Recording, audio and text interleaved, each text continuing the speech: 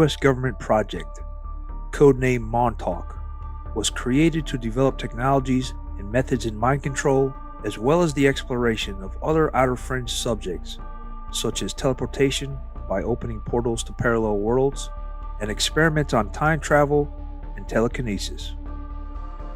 The project's details were brought to the attention of the public in the 1990s by a supposed experiment candidate and book author, Preston Nichols, who claimed to have recovered details of the experiments through his repressed memories. But how reliable are Preston Nichols' claims? And is there any proof that what he says is true? And what happened to the unfortunate people that were supposedly experimented on? Let's try and find out. Hello, I'm Mike Droberg, a Marine Corps veteran and filmmaker, and we will try to answer these questions on today's episode of Forgotten History.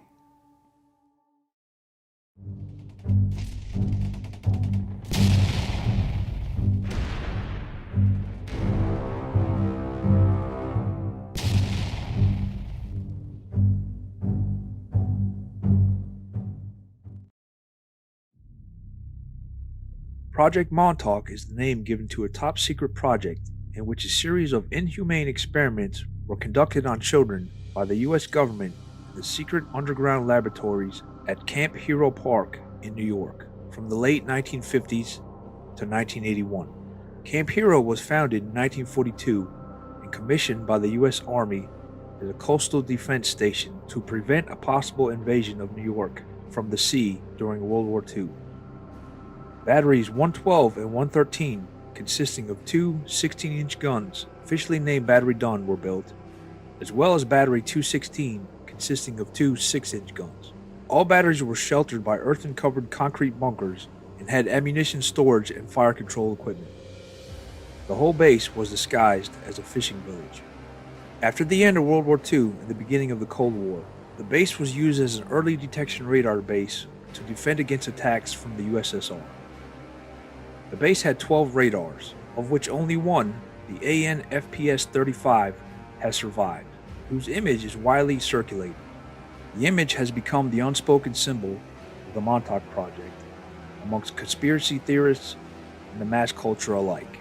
The Montauk Project became known to the public after the 1992 book publication, The Montauk Project: Experiments in Time by Preston Nichols. The book became an instant bestseller.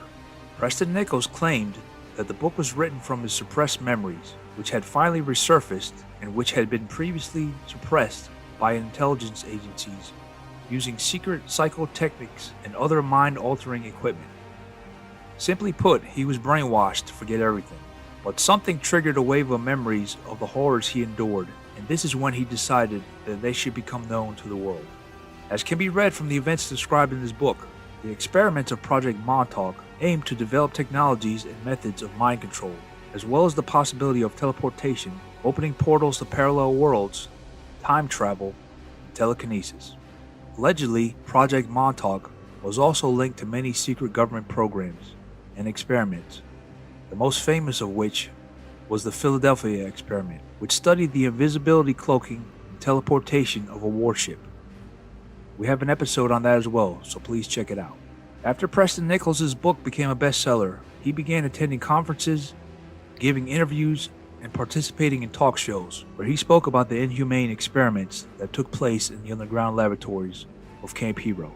Preston Nichols' activities were widely received, and his story became more known as more people spoke out, claiming to have also been victims of the Montauk experiments when they were children, but their suppressed memories had only returned to them after the revelations of Preston Nichols. Most of the victims, if not all of them, claimed that as children, they were mentally and physically abused in the underground laboratories where they were kept in cages. There is also information about homeless people who were used as test subjects, and psychics who went to the experiments voluntarily and cooperated with the scientists of the project. The government purportedly used torture and starvation methods on children to gain complete control over them. The participants of the Montauk Project, who regained their memory, claimed that the experiments used the methods and techniques of Austrian psychologist and scientist Wilhelm Reich, who was a student of Sigmund Freud himself. In 1939, Wilhelm Reich, after moving to the United States, began work on a project related to the study of energy, which he called orgone, or organic energy. Reich claimed that orgone surrounds us everywhere, and in the human body it is no less than life energy, and with the proper concentration, it is possible to cure deadly diseases such as cancer. To concentrate this energy, Reich created the orgone accumulator, which was a wooden box lined with metal. This device supposedly cured diseases through the accumulation of orgone energy. Strangely enough, Reich's dubious theories had gained a large number of followers. However, Reich was eventually banned from distributing or selling the orgone battery due to the strong public outcry it caused. However, Reich disobeyed the injunction and was imprisoned in the federal jail in Lewisburg, Pennsylvania. On November 3, 1957, he was found dead in his prison bunk. An autopsy revealed myocardial insufficiency with heart failure. Reich's remaining devices and books were destroyed, and the orgone doctrine itself was debunked by a large number of prominent scientists, including Freud. But among conspiracy theorists, Reich is still considered a martyr for his discoveries and knowledge. Preston Nichols claimed that the AN/FPS-35 radar was transmitting signals in the same frequency range that Reich used to accumulate the orgone energy. Allegedly, orgone and the psychic abilities are related and inseparable. Preston Nichols described the experiments in which, thanks to techniques developed by Wilhelm Reich, subjects went into a trance, and in this state were completely controlled by the scientists. The so-called Montauk chair is described as a chair similar to a dentist's chair. It is located in a small chamber with many different devices. The chair reads a person's aura, and with the help of orgone, could give the subject superhuman-like powers, such as telekinesis and the ability to open portals to other dimensions, or even time travel. An important part of the experiment was the materialization of physical objects by the psychic, as well as the transfer of objects and other biological forms from a parallel reality. According to Nichols' claims, while being in the Montauk chair, during experiments, the psychic was able to materialize objects in different corners of the underground complex. Moreover, an entire house was materialized in detail with all its finishings and furniture. This house was purportedly materialized right outside of the base. While the materialization of the house was one of the project's major successes, not everything went so smoothly. One of the experiments almost turned out to be a disaster when a psychic penetrated into another dimension and found himself in a hostile world full of demonic-like creatures. Luckily, he managed to close the portal without letting the creatures back into our world. Montauk residents claimed that in mid-August it could snow, or a hurricane would come from nowhere, even though the local weather stations did not predict any strange weather incidents or provide any warning to the residents about it. Domesticated animals living in the area would suddenly become frenzied, often breaking into the houses of local residents, crashing through doors and windows, smashing everything that blocked their way. Also, strange creatures with tags on their limbs were often found washed ashore.